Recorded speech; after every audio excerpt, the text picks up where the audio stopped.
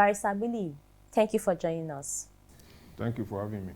We are aware that the four tax reform bills have been passed by the House of Rep, awaiting that of the Senate, which was done before the Salah break.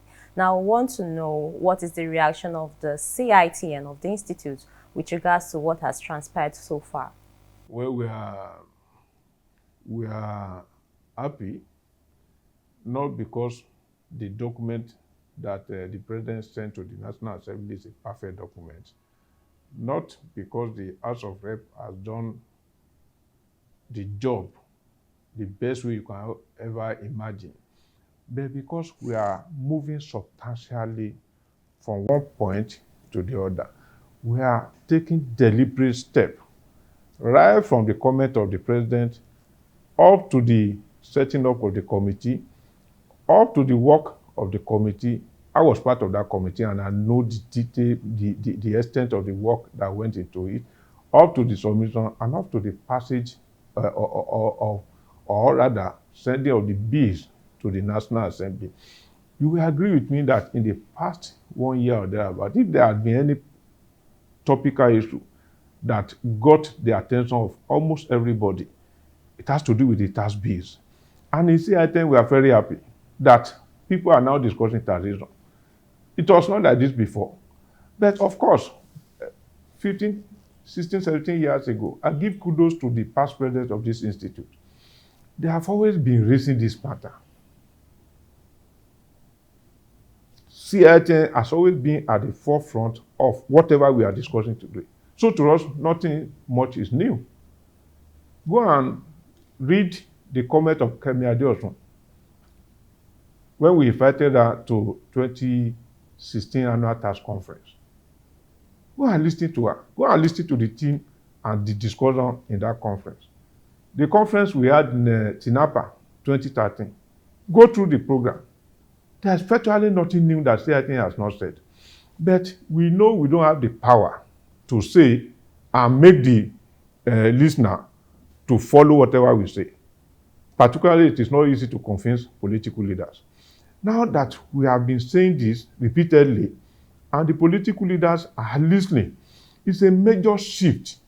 It may not be a perfect situation now. We have not seen any perfect document in the world anyway. So we are not talking of perfection. We are talking of deliberate action that will take Nigeria from one point to the other.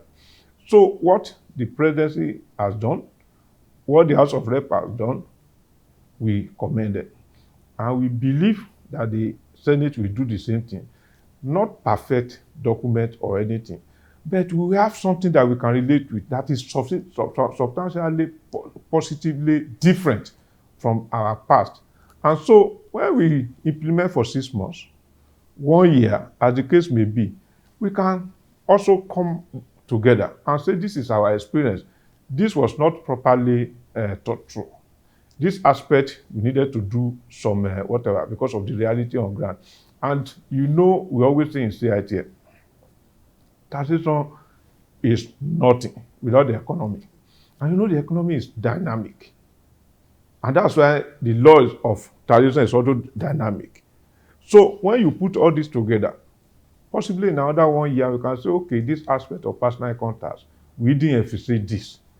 We need to tinker with it. You can do that through the instrumentality of Finance B. So, but suffice to say that we have a document that can form the basis of doing better adjustment. So that is it, and we believe CIT will always be there.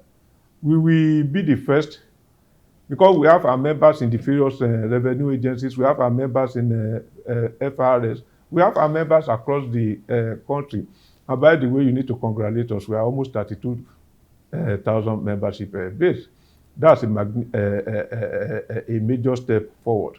For the first time, we had almost 1,500 inductees in April. We have never had that record in the history of the Institute. So many people are also sharing what CIT stands for.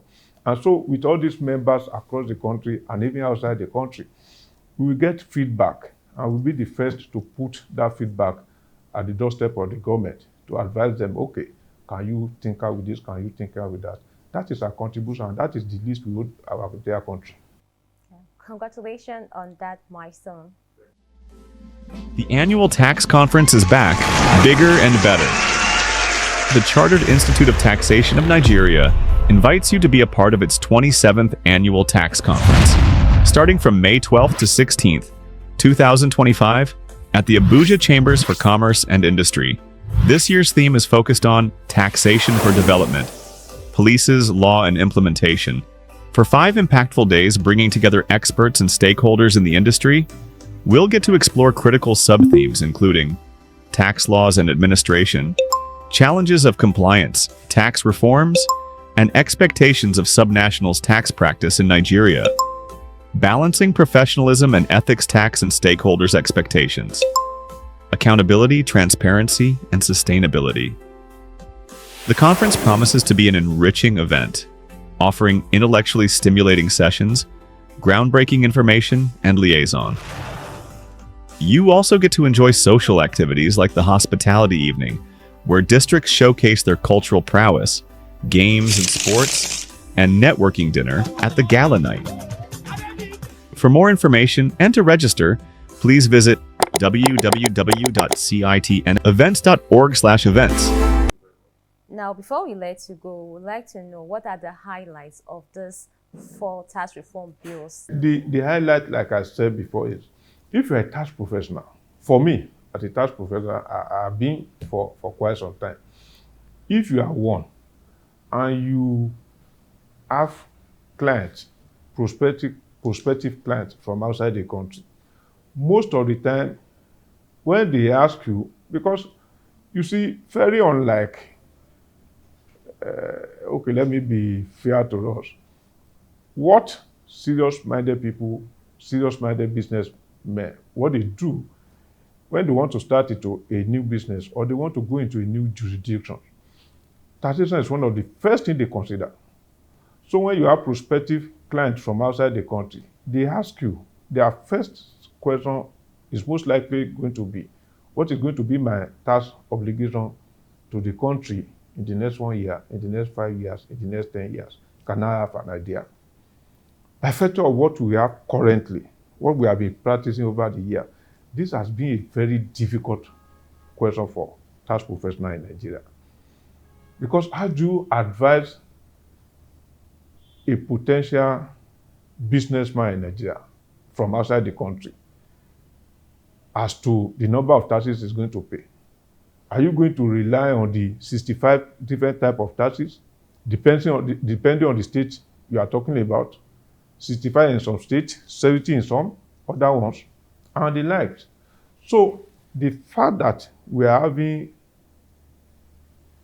the number of taxes you can count at your fingertip is a major step. So that is a strength for tax professional. And once it's a strength for tax professional, and we are able to readily give that advice to potential business investors in Nigeria, they will come because they want certainty. And so these bills will be giving us certainty. And that will encourage us, allow us to professionally advise those people who want to invest in the country. And of course, if they come here to invest, then employment starts, business blows up, GDP will go up. Nigeria will rank high in the community of nations. And Nigeria being the biggest and the largest black nation, we lead other black people in the right way to go, so that we will stop being looked at by other people as if we can't lead ourselves. So, why am I saying this? The essence and the focus and the benefit, everything we have before us, I see in positive light. But it is not sufficient. Let the Senate do the needful. Let the President assent once they do the needful. And whatever is not perfect, we can correct as we go on during implementation. So the good time, I dare say, is here for Nigeria again. Thank you, Barrister Abili. You really appreciate your time. Thank you for having me.